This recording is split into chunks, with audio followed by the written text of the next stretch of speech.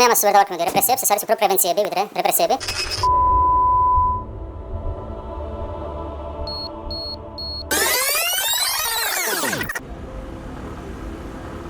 ყველაფერი დაიწყო საუბრით.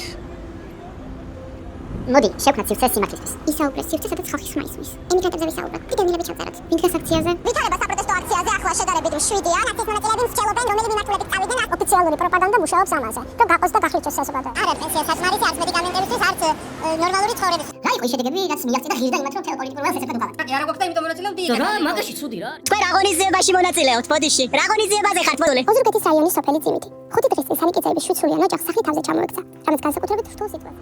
გახლეჩილი სოფლის მიმავალ გზაზე რამდენიმე კილომეტრის მანძილზე განცდა დაგრჩებათ, რომ სოფელი უკაცრიელია. ხარაგაული სოფლებში, ხემაღალში და ღერქში მიწას პირი აქვს გახსნილი და შემაშინებელ ღრმოილს იკეთებს.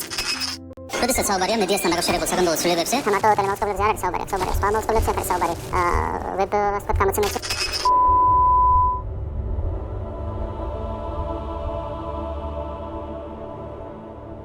თუ ისაუბრე შეწყდა, სიმართლე კიდევ ერთ თავშესაფარს დაკარგავს.